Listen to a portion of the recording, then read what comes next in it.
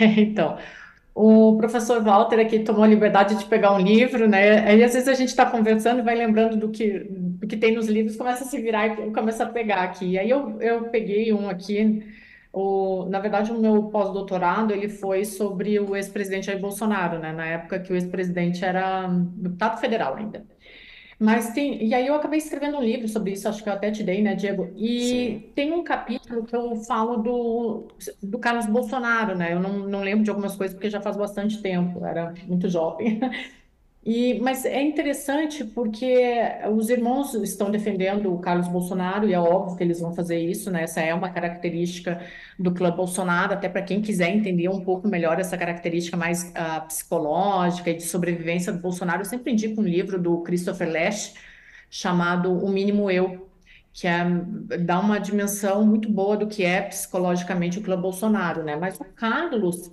Aí eu estou olhando o livro aqui, ele teve envolvido em polêmicas desde o dia, aliás, desde a campanha eleitoral, né? Eu acho que a maioria de nós consegue lembrar aqui das brigas durante o período eleitoral, principalmente com o Bebiano, né? Nos primeiros meses, o Bebiano chegou a reclamar da interferência do Carlos Bolsonaro na política. Aí, como Sakamoto sempre fala, né? O vereador federal, né? Mas o vereador Carlos Bolsonaro interferindo na política federal, ele tinha um gabinete, né, para ele em Brasília.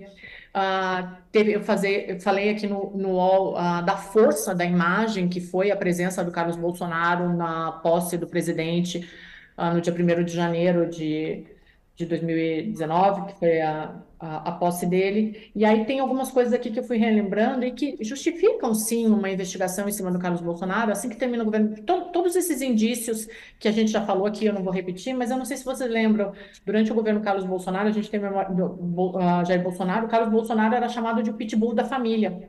Logo nos primeiros meses de governo, ele chegou a ter atritos com o Rodrigo Maia e o presidente Jair Bolsonaro, ele foi nas redes sociais defender o filho, né, provocando assim um estado de tensão, que é uma das características do governo de Jair Bolsonaro, provocando um estado de tensão já nos primeiros meses, né?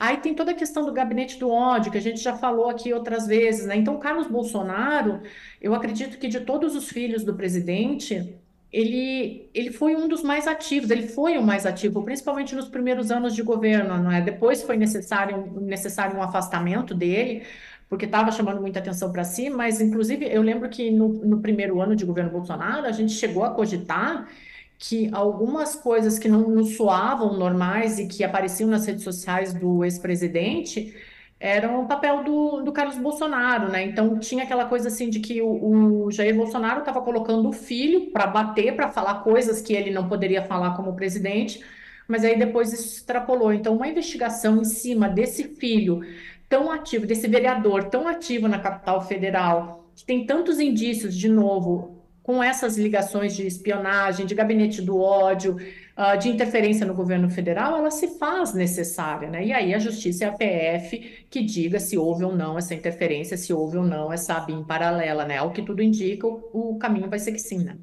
Pois é.